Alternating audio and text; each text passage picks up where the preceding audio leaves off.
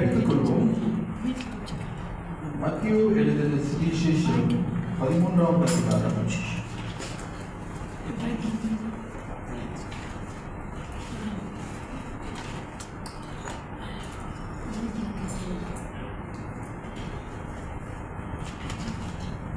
24ஆம் வசனத்திலிருந்து நாம் வாசிப்போம். 24லிருந்து 29 வரைக்கும் நாம் வாசிப்போம். 30 வரைக்கும் வாசிப்போம்.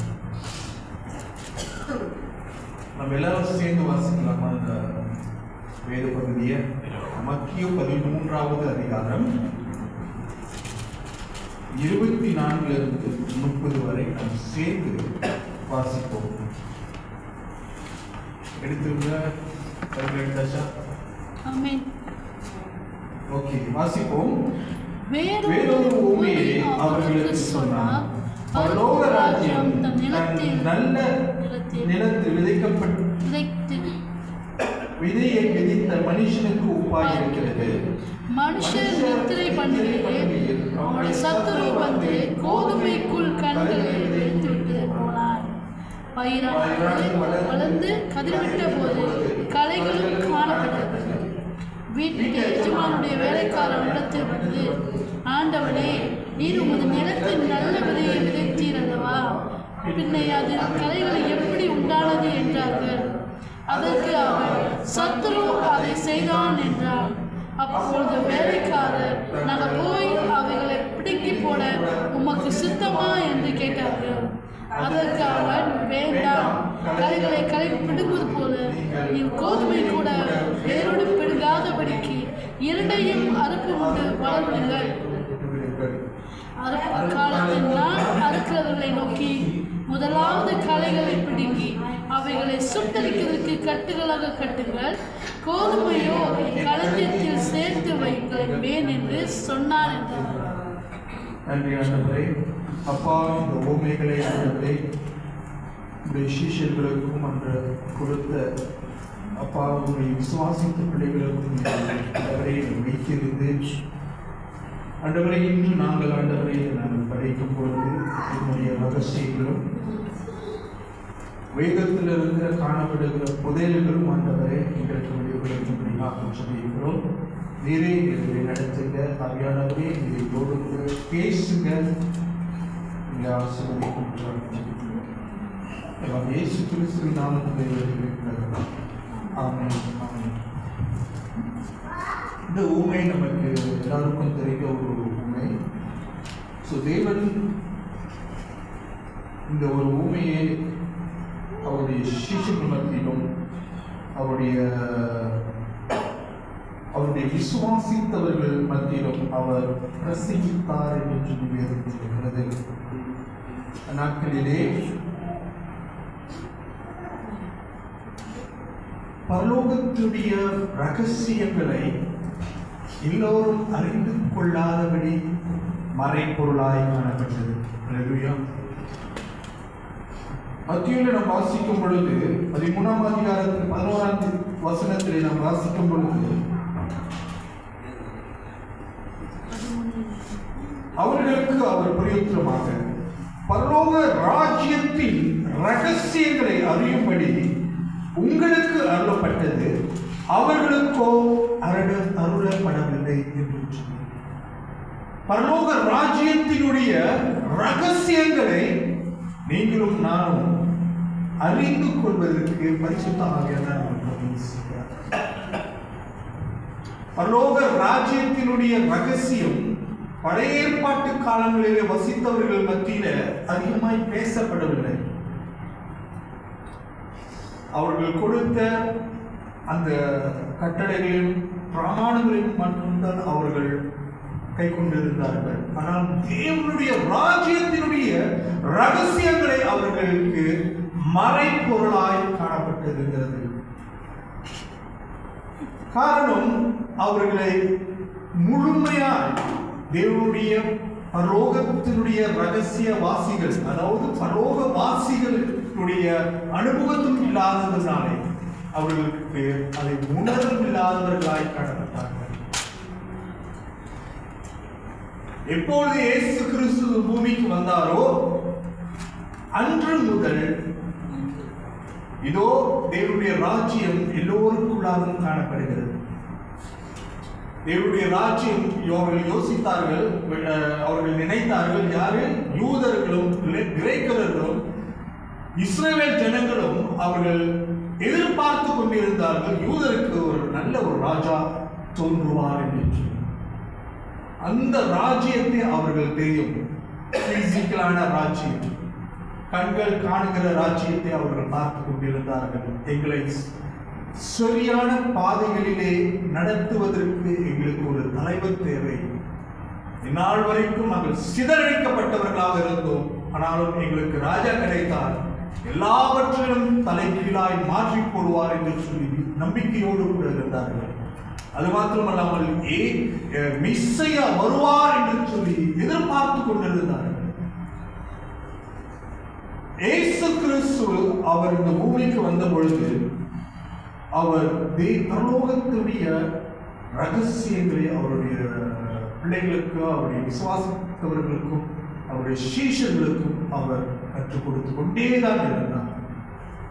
நாம் வாசிக்கிறோம் 24 13வது அதிகாரம் 24வது வசனத்திலே வேறு ஒரு உவமையை அவர்களுக்கு சொன்னார். பரலோக ராஜ்யம் தன் நிலத்தில் நல்ல விதையை விதைத்த மனுஷனுக்கு ஒப்பாய் இருக்கிறது. ஒரு தோட்டக்காரர் இப்ப என்ன செய்ய போகிறார் என்றால், யாருடைய நிலத்தை அவர் பயன்படுத்த போகிறார் என்றால், யார் போட்டிருக்குது? யாருடைய நிலத்தை அவர் பயன்படுத்துவார் என்று சொல்லி அந்த வசனத்திலே பரலோக ராஜ்யம் தன் நிலத்தில் என்ற ஒரு வார்த்தையை நாம் பார்க்கிறோம். யாருடைய நிலம்? அவருடைய நிலம். இந்த நிலம் என்று சொன்னால் உலகம் என்று அர்த்தம். நிலம் என்று சொன்னால் நாம் இருதயம் என்று சொல்ல ஒரு பொருள் கொண்டிருக்கிறது. அவர் சொல்லியிருக்கிறார் 38வது வசனத்திலே நிலம் உலகம் என்று அவர் குறிப்பிடுகிறார். இந்த பூமியும் வானமும் பூமியும் யாருக்கு சொந்தமானது? நம்முடைய கர்த்தராகிய இயேசு கிறிஸ்துவுக்கு சொந்தமானது. அவருடைய பிள்ளைகளுக்கு அவர் வைத்து போயிருக்கிறார் ஆசீர்வாதங்கள்.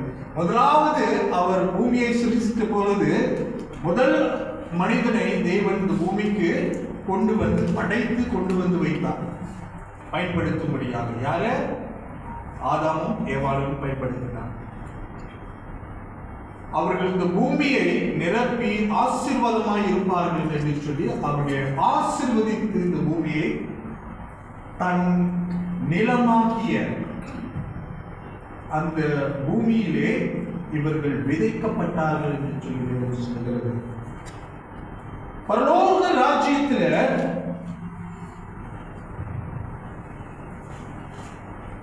முதலாவது நாம் பார்க்கும் பொழுது பரலோக ராஜ்யம் இயேசு கிறிஸ்துவின் மூலமாய் வெளிப்படுகிறது. நம் மத்தேயு 4வது அதிகாரத்திலே 17வது வசனத்தை நாம் வாசிக்கும் பொழுது, மனம் திரும்புங்கள், பரலோக ராஜ்யம் சமீபிக்கிறது என்று சொல்லி இயேசு சொல்கிறார். இயேசு இந்த உலகத்திற்கு வந்த தேவனுடைய ராஜ்யம் நம்மிடையே வந்திருக்கிறது என்பதை வெளிப்படுத்தினார். இந்த மக்களுக்கெல்லாம் பரலோக ராஜ்யம் அவருக்குள்ளாக இருந்தது. அவருக்குள்ளாக இருந்த பரலோக ராஜ்யத்தினுடைய வெளிப்பாடு தான் இயேசு கிறிஸ்து.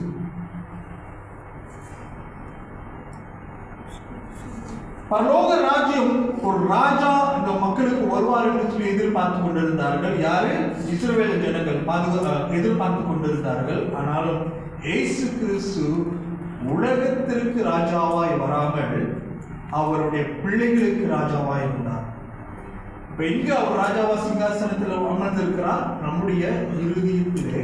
அவர் நம் மேலே அவருடைய சிங்காசனத்தை வைத்து நம்மளை ஆளுகை செய்து கொண்டிருக்கிறார். எப்படி ஆளுகை செய்து கொண்டிருக்கிறார் என்றால், பரிசுத்த ஆவியானவர்னாலே நாம் ஆளுகை செய்யப்படுகிறோம். பரலோகத்திலிருந்து ஒரு காரியம் நடக்கிறது. தேவனுடைய வார்த்தையை கேட்டு புரிந்து கொள்வதன் மூலம் தேவனுடைய ரகசியங்களை நாம் அறிந்து கொள்ள முடியும். தேவனுடைய வார்த்தையை நாம் படிக்கும் பொழுது பரலோக ராஜ்யத்தினுடைய ரகசியங்களும் நாம் அறிந்து கொள்ளப்பட முடியும்.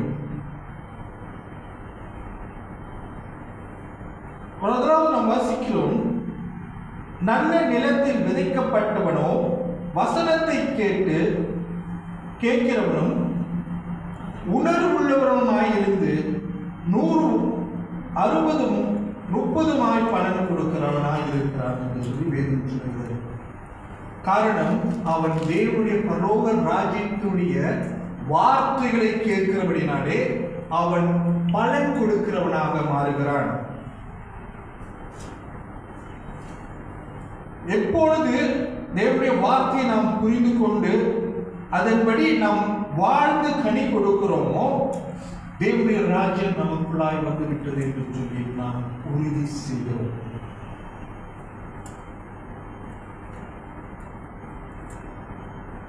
இருபத்தி 4வது வசனத்திலே நாம் வாசிக்கிறோம், வேறு ஒரு ஊமையை அவர்களுக்கு சொன்னார். பரலோக ராஜ்யம் தன் நிலத்தில் நல்ல விதையை விதைத்த மனுஷனுக்கு ஒப்பாய் இருக்கிறது. யாரு? தேவன் இயேசு கிறிஸ்து தான் விதையை நடுகிறார். இயேசு கிறிஸ்து தான் அவர் நம்மை நல்ல ஒரு வயலுக்கு போனோமாக்கா என்ன செய்வாங்க, இந்த வருஷம் விளைச்சத அதுல இருந்த நல்ல விதைகளை எடுத்து வைப்பார்கள். காரணம், அடுத்த பயிருக்கு அது பயிரிடும்படியாக நல்ல பயிர்களை அவர்கள் எடுத்துக்கொண்டு, நாம் இயேசு கிறிஸ்து நல்ல விதையை எடுத்துக்கொண்டு, விதை யாருன்னு சொன்னால் 38வது வசனத்தில் வாசிப்போம். 13:38. நிலம் உலகம் 37 வாசிப்போம். அவர் பிரதியுத்தரமாக, நல்ல விதையை விதைக்கிறவன் மனுஷகுமாரன். நல்ல விதையை விதைக்கிறவன் மனுஷகுமாரன். நிலம் உலகம் நல்ல விதை ராஜ்யத்தின் புத்திரர்கள். நல்ல விதை யார் என்றால் ராஜ்யத்தின் புத்திரர்கள் என்று சொல்லி வேதம் சொல்லுகிறது. கலைகள் பொல்லாங்கனுடைய புத்திரர். அவைகளை விதைக்கிற சத்ருவாக பிசாசு. அறுப்பு உலகத்தின் முடிவு, அறுக்கிறவர்கள் தேவ தூதர்கள். ஆதலால் கலைகளை சேர்த்து அக்கினியால் சுட்டரிக்கிறது போல இவ்வுலகத்தின் முடிவிலே நடக்கும். பரலோக ராஜ்யம் எல்லோருக்கும் அப்படியே வந்திருந்தல்ல. என்ன நடக்கும்னாக்கா, அது லாங் டைம் ப்ராசஸ். தேவனுடைய வார்த்தையை கேட்கணும், பிறந்தால்தான் தேவனுடைய மறுபடியும் புதிய பிறப்பது, புதுசா பிறக்கிற மாதிரி தேவன் நடத்துவார். புதிய ஒரு வாழ்க்கையை ஆரம்பிக்கிறோம். தேவனுடைய வார்த்தை கனிகளினால நிரப்பப்படணும். இப்ப 25வது வசனத்தில், இப்ப தேவன் உங்களையும் என்னையும் இந்த உலகத்துல தேவன் நட்டுட்டார். நீங்களும் நானும் இப்ப எங்க நட்டுட்டாலும் உலகத்துல தேவன் நம்மை நட்டு வைத்து விட்டார். காரணம், நம்ம எல்லாரும் நல்ல விதை என்று தேவன் எண்ணி நம்மை விதைத்தார். இந்த பூமியில விதைக்கும் பொழுது அவர் தோட்டக்காரர் என்ன நினைப்பார்? எதிர்பார்ப்பார், நல்ல விளைச்சலை எதிர்பார்ப்பார். அந்த தோட்டக்காரர் விதையை போட்டது மாத்திரமல்லாமல் அது நல்ல ஒரு அறுவடை காணப்பட வேண்டும், நல்ல கோதுமை வளர வேண்டும், நல்ல பயிர் உண்டாகணும் என்று சொல்லி அவர் இந்த பூமியிலே நல்ல விதைகளை விதைத்தார் என்று வேதம் சொல்கிறது. 25வது வசனத்தில் வாசிப்போம். நித்திரை பண்ணுகையில் அவனோட சத்துரு வந்து கோதுமைக்குள் களைகளை விதித்து விட்டு போனான். 25வது அதிகாரத்தில் நாம் பார்க்கும் பொழுது மனுஷன் நித்திரை பண்ணுகையில் அவனுடைய சத்துரு வந்து கோதுமைக்குள் களைகளை விதைத்து விட்டு போனான் என்று சொல்லி.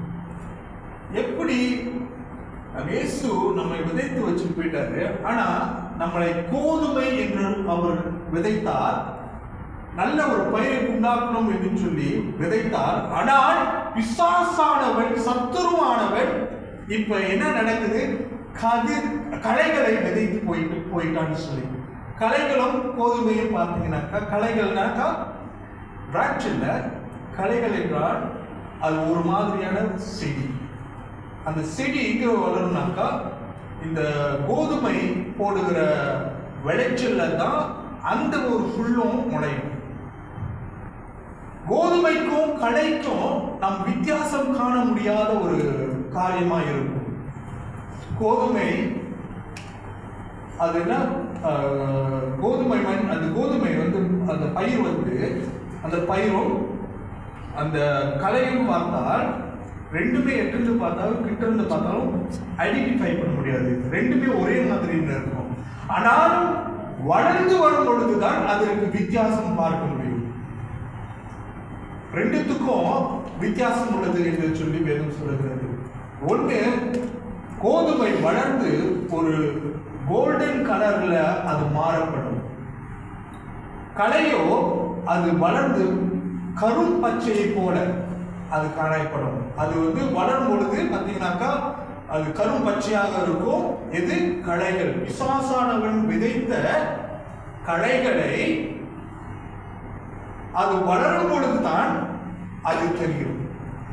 நம் இந்த உலகத்திற்கு விதைக்கப்பட்டோம் கோதுமை மணியை போல, கோதுமை பயிரை போல இந்த மண்ணிலே நாம் விதைக்கப்பட்டிருக்கிறோம். அதே சமயத்துல பக்கத்துல பிசாசானவன் சத்துருவும் அவனுடைய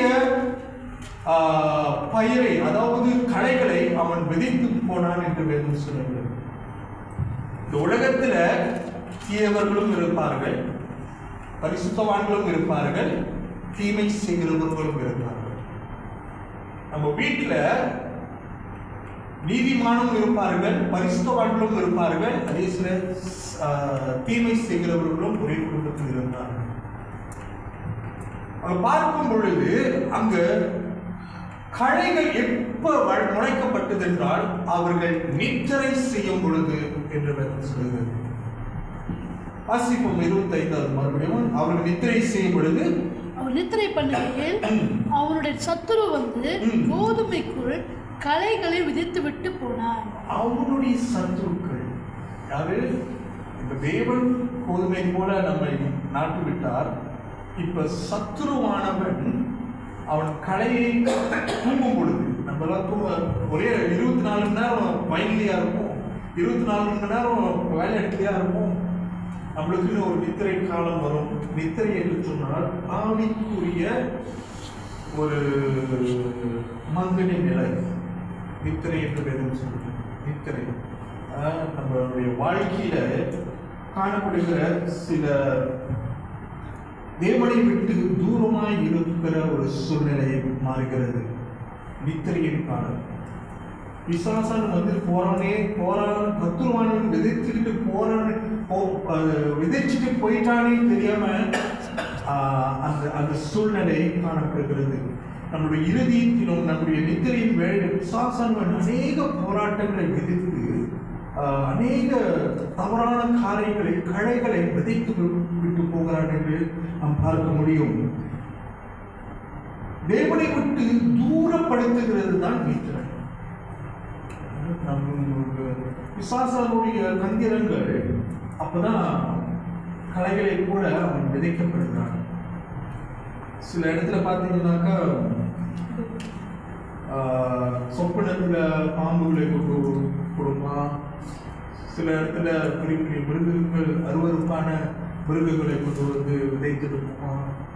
இதெல்லாம் நாம் பார்க்கும் பொழுது, ஆவியிலே நாம் பார்க்கும் பொழுது பிசாசன் விதைக்கிற களைக்கு ஒப்பாக இருக்கிறது. தேவையில்லாத தேவனை விட்டு தூரப்படுத்துகிற ஒரு பயத்தை, ஐயோ இது பார்த்துட்டோமே, பயந்து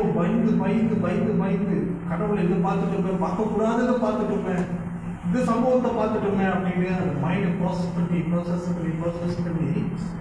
அவன் தேவனை விட்டு தூரப்படுத்துகிற அந்த களை இருதயத்திலே விதைக்கப்படுகிறது, சிந்தனைகளில் விதைக்கப்படுகிறது. அப்படிப்பட்ட காரியங்களே நாம் பார்க்கும்போது காலையிலே ஏற்றி நமக்கு நினைவு இருந்துச்சுனாக்கா உடனடியாக இயேசு கிறிஸ்து நாமத்தினாலே அதை பிரேக் பண்ணி அதை பிரேக் பண்ணிடணும். ஆண்டவரே, இயேசு கிறிஸ்து நாமத்தினால் பிசாசானவன் போட்ட அந்த கலைகளை வேறான பிடிக்க எடுக்கிறேன் இயேசுவின் நாமத்தினால அப்படின்னு சொல்லி நாம் கட்டி ஜெபம் பண்ணும் பொழுது நாம் பாதுகாக்கப்படுகிறோம். அதே போலதான் நித்திரை நம்மை சொப்பனத்தை தேவனும் கொடுக்கிறார். அதே சமயத்தில் பிசாசானவன் கலைகளை விதைக்கக்கூடிய அந்த வல்லமையும் சாசனம் இருக்கிறது. இப்ப ரெண்டு காரியங்களும் அந்நாட்களிலே நாம் பார்க்கும் பொழுது என்ன ஒரு காரியம் நடந்துச்சுன்னா, சபைகளிலும் இப்பேற்பட்ட காரியங்கள் விதிக்கப்பட்டதாக இருந்தது. அந்நாட்களிலே கத்தோலிக்க திருச்சபையிலே இது ஒரு போராட்டமான ஒரு காரியமாக இருந்தது. சிலர்கள் அப்போஸ்தலருடைய உபதேசத்திலே அவர்கள் பரிசுத்தவான்கள் என்று எண்ணி எண்ணி எண்ணி பாவிகளை அவர்கள் என்ன செய்தார்கள், மட்டம் பண்ண ஆரம்பித்து விட்டார்கள். நான் நீதிமான், நான் பரிசுத்தவான் என்று சொல்லி அவருடைய எண்ணம் மாறி போய் இப்ப என்ன நடக்குது என்றால், அந்த நாட்களில் கத்தோலிக்க ரோமன் கத்தோலிக் அந்த டைம்ல மார்ட்டின் லூதரன் வராத முன்பதாகவே இந்த திருச்சபைகளிலே பல போராட்டங்கள் நடந்து கொண்டிருந்தது. ஒரே திருச்சபையிலே பாவிகளும் வந்து நிற்கிறாங்க, பரிசுத்தவான்களும் இருக்கிறாங்க. எப்படி சம்பந்தம் கல முடியும் அப்படின்னா வாக்குவாதம், பிரச்சனைகள் ஓடியது. ஒரே திருச்சபையில தான், அந்த திருச்சபையில அவர்கள் பாவிகளும் இருக்கிறார்கள், பரிசுத்தவான்களும் இருக்கிறார்கள். எப்படி ஆண்டவரே நாங்களாம் இவங்க கூட எப்படி உட்கார்ந்து சொல்லிட்டு பரிசுத்தவான்களுக்கு ஒரு சபை, பாவிகள்லாம் இன்னொரு செக்ஷன் போகணும் அப்படின்னு சொல்லிட்டு ஒரு தீர்மானம் பண்ணிக்கிறாங்க. இது தேவனுடைய பார்வையில ஒடுக்குமா இருக்காது. ஸோ தேவன் அதை பார்த்து வேதனைப்பட்டிருக்கிறார். பரிசுத்தவான்கள் என்றதே அவங்க இவனுங்களை சரியில்லாமல் நடத்துறதே ஒரு தவறுதான். சமமாய் நடத்தாதபடி இழிவாய் நடத்தினார்கள் நாட்களிலே. அதை முறியடிக்கும்படியாக தான் பல காரியங்களிலே ஒரு காரியம் மார்ட்டின் லூத்தரன் அவர் ஒரு காரியத்தை கோட்பாடுகளை அவர் மாற்றி அமைத்து அந்த ரோமன் கத்தோலிக்கிலிருந்து அவர் எழுதுபடியாக. அதற்கு பிறகுதான் ஒரு பெரிய மாற்றம் சபைகளிலே உண்டானது. தேவனுடைய ராஜ்யம் ஒரு மறைப்பொருள் சொன்னேன். தேவனுடைய ராஜ்யத்தில் மறைப்பொருளான காரியங்கள். இப்போ தேவனுடைய ராஜ்யம் நம்முடைய இறுதியில் நம்மே தேவனுடைய ராஜ்யம் தங்கியிருக்கிறது. அதற்கு முன்பதாக நாம் பார்க்கும் பொழுது சபைகள் காணப்படாத சபை ஒரு மர்மமான ஒரு காரியமாக இருந்தது. யாருக்கும் தெரியாது. சபை அங்கங்க வளரப்போது தேவன் இயேசுக்கு புதிய ஏற்பாட்டுக்கு பின்பதாக நிறைய சபைகள்ல தான் வீடுகளிலே சபையால் மாறப்போகுதுன்ட்டு யாருக்கும் தெரியாது. அந்த ரகசியத்தை தேவன் அப்படியே ரகசியமாக வைத்திருந்தார். தெரிந்து கொண்டவர்களுக்கு தெரியும். பழைய ஏற்பாட்டுக்காரங்களுக்கு சபையில ஒரு கூட்டம் நடந்திருந்தா, வீட்டில் ஒரு கூட்டம் நடந்திருந்தா அப்படின்லாம் தெரியாது. ஒரே தேவாலயம் இருந்தது. எங்க எருசலேமில் தேவாலயம் இருந்தது. அதுக்கு முன்பதாக தேவனுடைய கூடாரம், மோசே கட்டின கூடாரம் வருஷத்துக்கு 3 தடவை ஒரு தடவை தான் அவங்க ஒரு இடத்துக்கு வருவாங்க. இதை தேவாலயத்துக்கு போக முடியாது, கேதப்படுவாங்க. அதுக்கு முன்பதாக தேவனை ஆராதிக்கிறதுக்கு தேவன் சொல்கிறார், இதோ எங்கும் தொழுது கொள்ளுகிறதுக்கு காலம் உண்டாயிருச்சுன்னு சொல்லிட்டாரு. முன்னெல்லாம் தொழுதுனாக்கா ஒரு இடத்துல தான் ஃபிக்ஸ் பண்ணியிருந்தாங்க. ஆனால் இப்போ சபை வீடுகள் சபையாய் மாறப்போகிறது அப்படின்னு சொல்லிட்டு ஒரு ரகசியமாய் தேவன் வைத்துக் கொண்டிருந்தார். அதே மாதிரி தான் எப்ப இயேசு கிறிஸ்துவின் காலத்துக்கு பிறகு சபைகள் உண்டானது. அங்கங்க சபைகள் எங்கும் அவரை தொழுது கொள்ள முடியும். காட்டிலையும் தொழுது கொள்ளலாம், வீட்லையும் தொழுது கொள்ளலாம், ஓட்டோட்டியும் அவரை தொழுது கொள்ளலாம், நின்றுகிட்டையும் நடந்துகிட்டு அவரை தொழுது கொள்ளலாம். அந்நாட்களிலே அப்பேற்பட்ட காரியங்கள் அவர்கள் செய்யாது இருந்தார்கள். வெறும் தேவாலயத்தில் மாத்திரம்தான் அவர்கள் தொழுவை தேவனை ஆராதித்துக் கொண்டிருந்தார்கள். அதை முறியடித்து எங்கும் தொழுதும் ஒரு காலம் வருகிறது என்று சொல்லி தேவன் இயேசு கிறிஸ்து அதை முறியடித்து புதிய ஏற்பாடு கட்டளை எல்லா இடத்திலும் சபை பரவுகிறது. சபை பரவின பிறகு அந்த ரகசியத்தை தேவன் வெளிப்படுத்தினார். இப்ப தேவனுடைய ராஜ்யம் வந்துருச்சு அப்படின்னு சொல்லி நாம் சொல்லிட்டு இருக்கோம். எங்க வந்துருச்சு? முதலாவது நம்முடைய இருதயத்துல வந்தபடினால்தான் நம்முடைய வாழ்க்கையை மாறப்பட்டது. இப்ப தேவனுடைய ராஜ்யம் நித்தியமாய் அவர் சங்காசனத்திலே உட்கார்ந்து நம்மை ஆளுகை செய்ய போகிறார். அவருடைய வருகை எப்படி இருக்கும்னாக்கா, அவர் ராஜாவாய் இந்த பூமிக்கு வருவார். அவர் ராஜாவாய் இந்த பூமிக்கு வரும் பொழுது அவர் சிங்காசனத்திலே அமர்ந்து நித்திய காலமாய் நம்மை அவரோடு கூட எடுத்துக்கொண்டு நித்தியமாய் அவரோடு கூட நாம் வாழ போகிறோம். அதற்கு பிறகு நாம் பார்க்கிறோம் என்ன வசனத்தை, அந்த 26வது வசனத்தை வாசிக்கலாம்.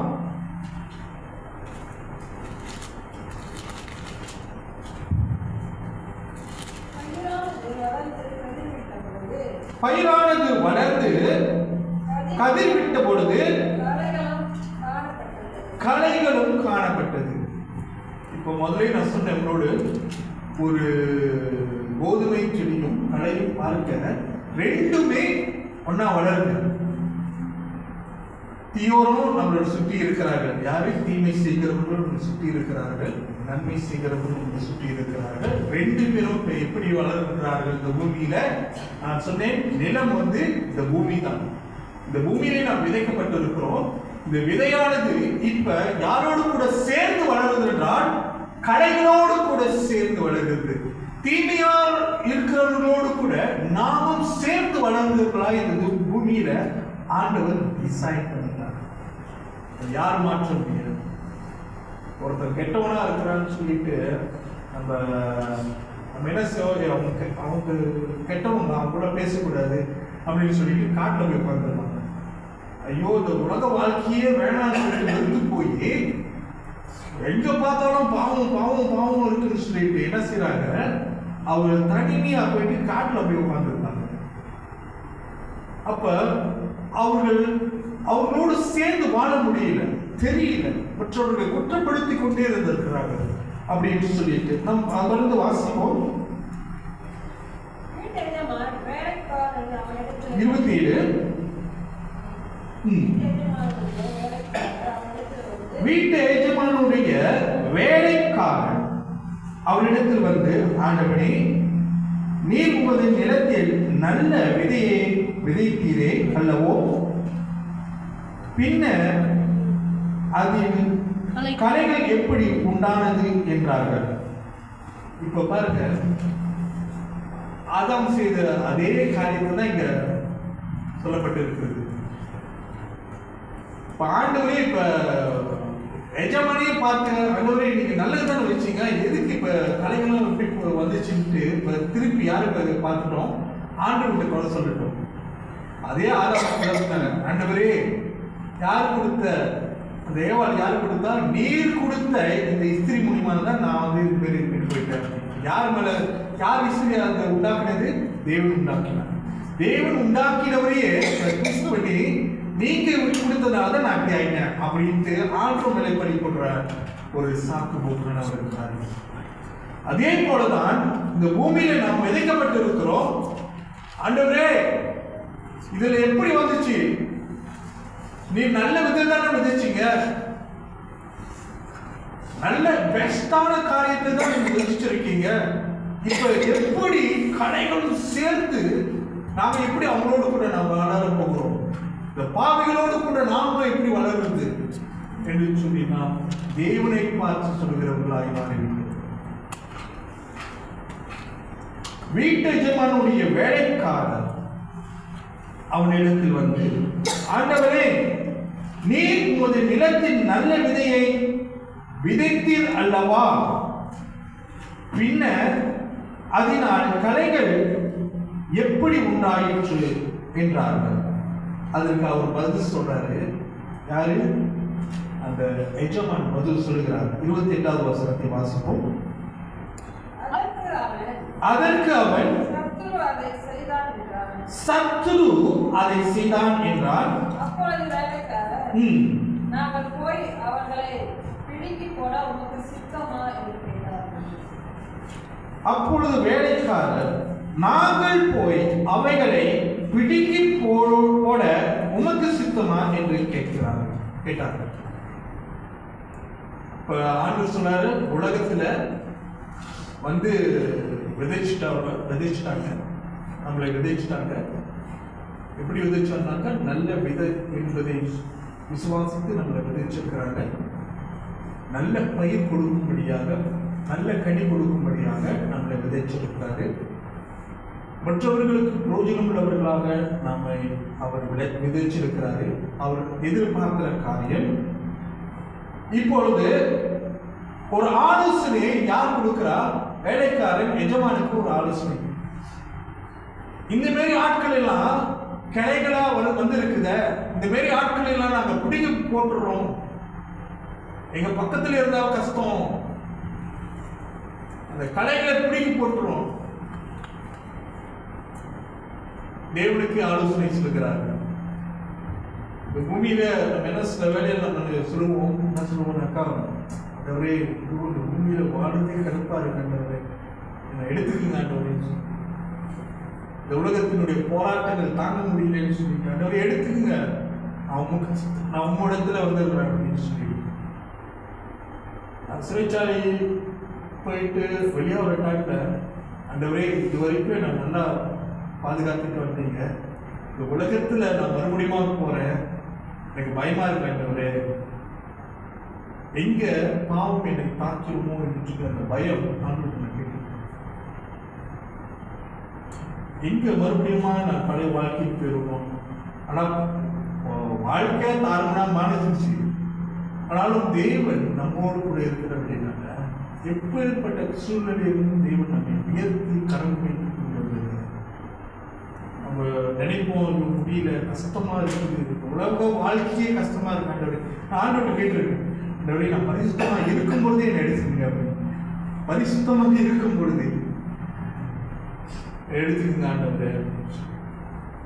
அப்ப உலகத்தினுடைய தேவன் நம்மை விதைத்த விதை பயிர் அறுவடை செய்யாத முன்பதே அது புசிங்கி போகிறதாக இருக்கிறது வாழ்க்கை. நம்முடைய எண்ணமும் அப்படிப்பட்ட காரியங்கள நினைத்து கொண்டிருக்கிறது. இப்ப அவர் சொல்லுகிறாங்க, ஆண்டவரே நாம போயிட்டு அந்த களைகளை, அந்த தேவையான புல்லை நாங்கள் பிடிக்க போட்டுறோம் என்று சொல்லி அவர்கள் தேவனுக்கு ஆலோசனை சொல்லுகிறவர்களாய் மாறினார்கள். நாம் வாசிக்கலாம் 28வது என்ன சொல்லுகிறார். அதற்கு அவன், சத்துரு அதை செய்தான் என்றான். அப்பொழுது வேலைக்காரர், நாங்கள் போய் அவைகளை பிடுங்கி போட உமக்கு சித்தமா என்று கேட்டார்கள். அதற்கு அவன், வேண்டாம். அதற்கு அவன் வேண்டாம். 29வது, அதற்கு அவன் வேண்டாம். களைகளை பிடுங்கும் பொழுது நீங்கள் கோதுமையை கூட வேரோடு பிடுங்காதபடிக்கு இரண்டையும் அறுப்பு மட்டும் வளர விடுங்கள் என்றார். ஆண்டவர் அங்க ஒரு வார்த்தையை சொல்லுகிறார், நீங்க பிடுங்கி போடாதீங்க யாரையும் களைகளை, அதாவது தேவையில்லாத பிள்ளைகளை ரெண்டும் சேர்த்து வளர்த்து அந்த பயிரானது அது வேறு அப்படியே வளரும் பொழுது அந்த செடி கோதுமை செடிக்கும் களைகள் செடிக்கும் அது பின்னி ரெண்டுமே இப்படி ஒராசிக்கிட்டு முடியாகும் சில வேளைகள். அப்ப நல்ல கோதுமையும் சேர்ந்து நீங்க பிடிக்கிறீங்க வேணாம், அது அறுப்பு காலம் வரை இருக்கட்டும். அறுப்பு காலம் என்றால், அறுவடை காலம் என்றால் அது நியாயத்திற்காக. இந்த உலகத்தினுடைய ஒரு முடிவில் காலம் வரப்போகிறது. அந்த முடிவிலே தேவன் கதிரையும் களைகளையும் வேர் பிரித்து அவர் களைகளை பிடுங்கி முதலாவதாக சுட்டெரித்து அவர் போடுகிறார். இரண்டாவது அந்த அந்த கோதுமை செடிகளை அவர் எடுத்து பிடுங்கி அவர் களஞ்சியத்திலே சேர்த்து வைக்கிறார் என்று சொல்லி நாம் பார்க்கிறோம். நம்முடைய கடைசி நாட்களிலே தேவன் சிங்காசனத்திலே வெள்ள சிங்காசனத்திலே உட்கார்ந்து நம்மை நியாயம் தீர்ப்பார். நாம் எல்லோரும் உலகத்தின் முடிவிலே நாம் வாழ்ந்து கொண்டிருக்கிறோம். அந்த நாட்களிலே தேவன் பரிசுத்தவான்களை முதலாவதாக எடுத்துக்கொண்டு இரண்டாவது அந்த பரிசுத்தவான்கள் மத்தியில தான் இந்த நியாய தீர்ப்பு காலம் உண்டாகும். நாம் வேதத்தில் வாசிக்கிறோம், கடைசி நாட்களிலே நீங்களும் நானும் என்ன செய்யறோம்னாக்கா தேவ தூதர்களே நாம் நியாயத்திற்க போகிறோம். வாசிக்கலாம் அந்த வசனத்தை. 1 கொரிந்தியர் 6வது அதிகாரத்தினை வாசிப்போம்.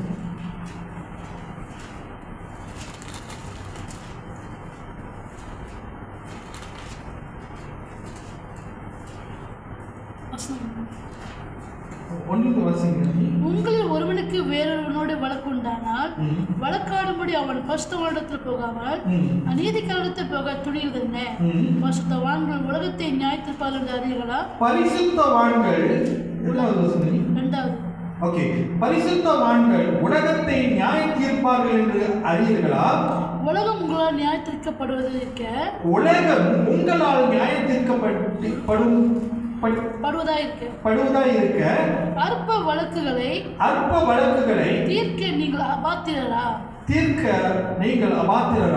தேவ தூதர்களையும் நியாய தீர்ப்போம் என்று அறியீர்களா? நியாய தீர்ப்போம் என்று அறியீர்களா? அப்படி இருக்க இந்த ஜீவனுக்கேற்றவைகளை நீங்கள் தீர்த்து கொள்ளக்கூடாதிருப்பது எப்படி? நீங்களும் ஞானம் தேவன் விசேஷமாக வைத்திருக்கிறார். கடைசி நாட்களிலே நாம் எப்படி யாரை ஜட்ஜ் பண்றோம்னாக்கா தேவ தூதர்களையே நம்ம ஜட்ஜ் பண்ண போகிறோம். இந்த பரிசுத்தவான்கள் நீதி உள்ளவர்கள் நீதி செய்யணும்.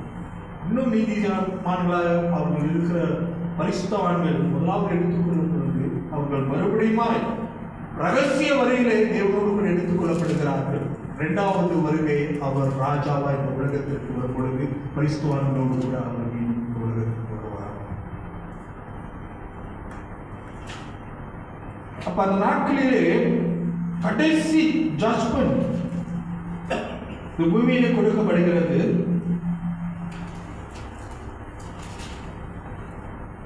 இருபத்தி 30 வாசிப்போம். அறுப்பு காலத்தில் நான் அறுக்கிறவர்களை நோக்கி முதலாவது களைகளை பிடுங்கி அவர்களை சுட்டரிப்பதற்கு கட்டுகளாக கட்டுங்கள். கோதுமையோ என் களஞ்சியத்தில் சேர்த்து வைங்கள் என்று சொன்னார்.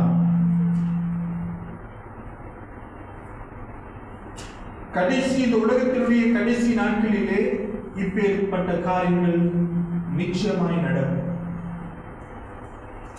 தேவனுடைய நியாய தீர்ப்பு நாட்களிலே களைகள் அப்பதான் தேவன் என்ன சொல்கிறார், ஜட்ஜ்மென்ட் பண்கிறார். இயேசு கிறிஸ்து நம்ம என்ன செய்யறோம், உடனடியாக நம்ம என்ன செய்யறோம், ஒருத்தங்களை ஜட்ஜ் பண்ணிடுவோம். நீ இப்படி அப்படி முடியாது அப்படி முடியாது சொல்லி நம்ம ஜட்ஜ் பண்ணிடுறோம். உடனடியாக நம்ம ஜட்ஜ் பண்ணக்கூடியவர்களாக மாறிவிடுகிறோம். ஆனால் இயேசு கிறிஸ்து அவர் ஜட்ஜ்மென்ட்ல நம்மளை நடத்துகிறவர்களாக இருக்கிறார். அந்த கையும் காலுமாய் பிடிப்பட்ட அந்த ஸ்திரீ இயேசு கிறிஸ்துவின் காலத்துல எல்லாரும் கையில் கல்லை எடுத்து வந்து அந்த விபச்சாரியா கல்லை எடுக்கிறதுக்கு எல்லாம் ரெடியா இருக்கிறாங்க. இயேசு என்ன தீர்ப்பு கொடுப்பார் என்று சொல்லி, எதை தீர்ப்பாக கொடுப்பார் என்று சொல்லி அங்க இருக்கிற ஜனங்கள் எல்லாரும் பார்த்து கொள்வாங்க. நீர் என்ன சொல்லுங்க, நாங்க எல்லாம் கையும் காலமா பிடிச்சிட்டோம், நாங்க இப்ப ஜட்ஜ் பண்ணோம், மோசேயுடைய நியாய பிரமாணத்தின்படி நாங்க ஜட்ஜ் பண்ண போகிறோம் அப்படின்ட்டு அந்த ஜட்ஜ்மெண்ட் உரிமையை யார் எடுத்து கேட்டா யூதர்கள் எடுத்து. ஆனால் இயேசு கிறிஸ்து பாருங்க, அவர் நியாயம் தீர்க்கப்படல, அவர் நியாய தீர்ப்பு கொடுக்கல. அவர் சொல்றார், இது நாள் வரைக்கும் யாருமே ஒரு பாவமும் செய்யாதவங்க எடுத்து கண்டு முதலாவது நீங்க அறிவிங்க, பெரியவங்க சிறியவர்களுக்கும் அவர்கள் இறுதி குத்தப்பட்ட பிறகு அவர்கள் கையில போட்டு அவர்கள் போயிட்டாங்க. ஆனால் இயேசு அந்த ஒரு காரியத்தை சொல்லுகிறார், அவர் ஒரு கைட் பண்ணுகிறார், ஒரு ஒரு ஒரு ஒரு ஒரு வழியை காட்டுகிறார் அந்த பெண்மணிக்கு. நான் உன்னை ஜட்ஜ் பண்ண முடியாது, நான் ஜட்ஜ் பண்ணுறேன், நீ இனி காரியத்தை செய்யாது என்று சொல்லி அவரிடத்தில் சொன்னார். அவர் அட்வைஸ் பண்ணார், இனி பேர்பட்ட காரியத்தை செய்யாத என்று சொல்லி. இயேசு கிறிஸ்து உலகத்தில் வாழும் பொழுது அவர் நியாயத்திற்கப்பட நம்மளை நியாயத்திற்க வரவில்லை, அவரை நம்மை கைட் பண்ண வந்தார், வழி நடத்த வந்தார். தெரியாத பாதைகளை நாம் தட்டி தவிழ்ச்சி கொண்டிருக்கிற இந்த வேலையில எங்க போக போறோம், என்ன செய்ய போறோம், வாழ்க்கையே ஒரு எல்லாரும் கையில தூக்கிட்டு இருக்காங்க நம்ம அடிக்கிறதுக்கு. எப்படி இந்த விவசாயி கை காலம் நாட்டு போல இந்த உலகமே நம்ம பார்த்து கல்ல எடுத்து தூக்கிட்டு வெயிட் பண்ணிட்டு இருக்காங்க, இவனை தான் நான் போடணும் அப்படின்னு சொல்லிட்டு. ஏன்னா அவங்களுக்கு நியாயம் செய்ய வேண்டும் என்று சொல்லி எதிர்பார்க்கிறார். உடனடியா இயேசு கிறிஸ்து நாமும் கூட ஒருத்தரை ஜட்ஜ் பண்ணாதபடி இயேசு கிறிஸ்துடைய குணாதிசயம் நமக்குள்ளாக வர வேண்டும். அவர் எப்படி அந்த ஸ்திரியை கைட் பண்ணாருனாக்கா, ஈஸியாக பாவம் செய்யாத என்று சொல்லி அவரை மன்னித்து. ஒரு திமிர்வாதக்காரனை கொண்டு வந்தாங்க, மேல எல்லாத்தையும் குச்சி பூரெல்லாம் குச்சி எடுத்துட்டு வந்து அவர் இருக்கிற வீட்டுக்குள்ள இருக்கிறாங்க. திமிர்வாதக்காரன் படிக்கை எடுத்து நடந்து போகும் என்று சொல்லி, அவன் பாவம் மன்னிக்கப்பட்டது என்று சொல்லி அவனை இயேசு கிறிஸ்து அவனை கைட் பண்ணார். நீ உன்னோட படுக்கை திரு வரைக்கும் எடுத்துட்டு வந்த, இனி அதை தூக்கி நீ நடந்து போகும், பாவம் மன்னிக்கப்பட்டது. ஜட்ஜ் பண்ணல, அவரை சுகப்படுத்தினார், அவன் சுகமானான். நம்முடைய ஆவியில எவ்வளோ பலவீனங்கள் காணப்படுகிறது, நம்மளுடைய ஆவியில எவ்வளோ காயங்கள் காணப்பட்டு கொண்டிருக்கிறது. குத்துற இடத்திலே குத்தி கொண்டிருப்பார்கள், வேதனைப்படுத்துகிற இடத்திலே வேதனைப்படுத்தி கொண்டிருப்பார்கள். ஆனால் இயேசு சொல்லுகிறார், நான் அந்த காயங்களை கட்டுகிறேன். இப்ப நாம ஒருத்தர் ஜட்ஜ் பண்ணக்கூடாது என்று எப்படி இயேசு கிறிஸ்து நம்மை வழி நடத்தினாரோ அதே போல நாமும் நடந்து போக வேண்டும். 40வது வசனத்தை நாம் வாசிக்கலாம்.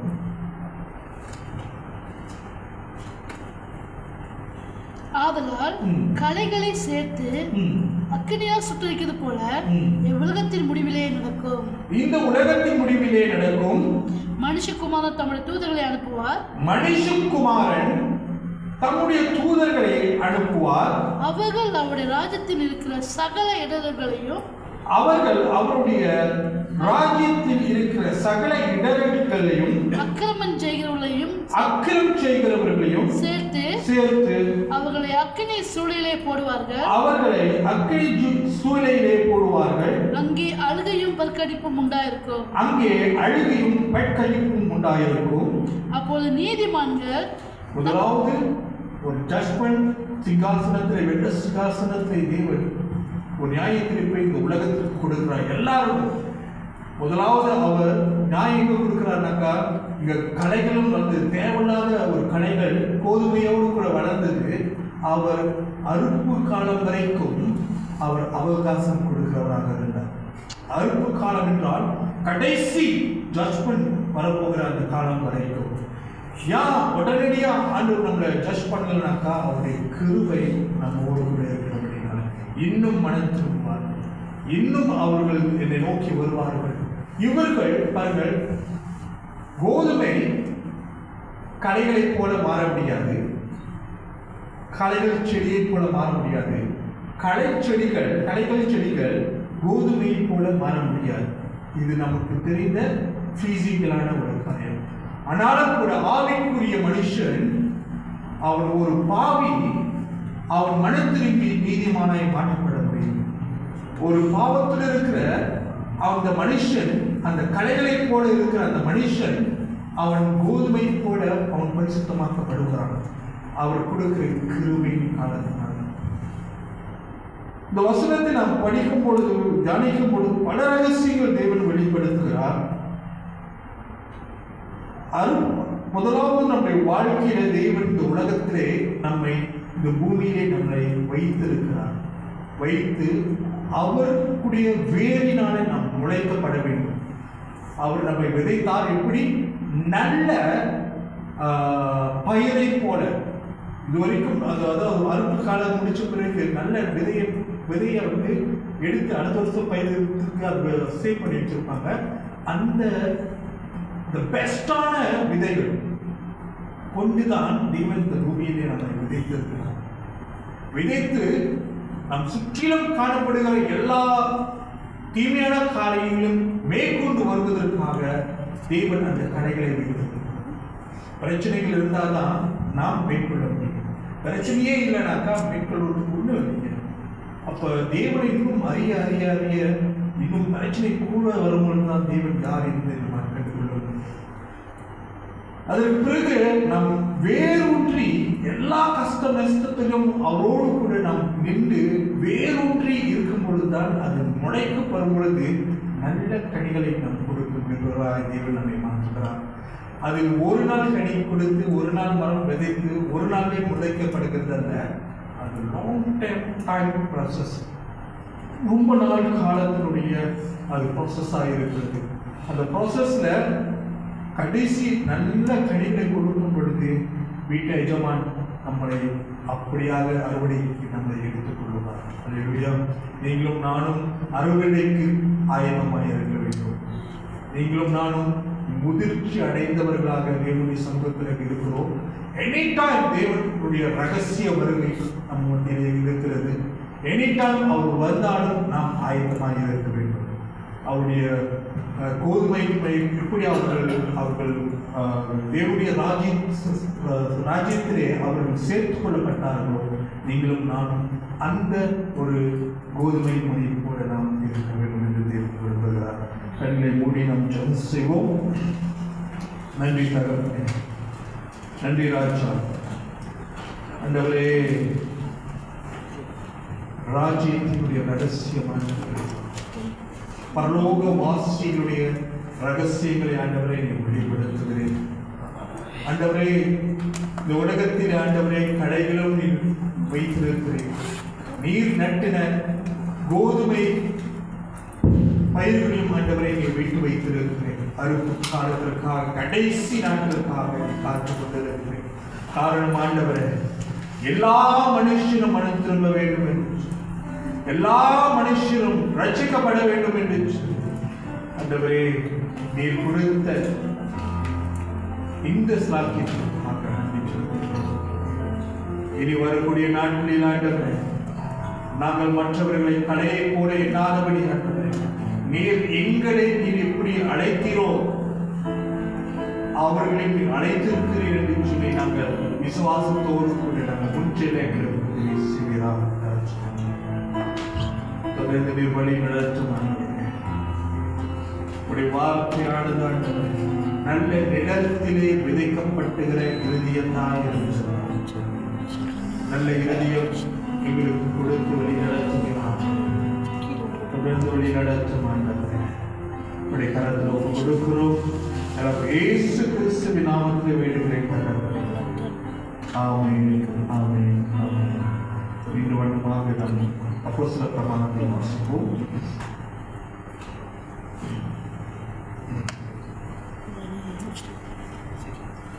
Jesus.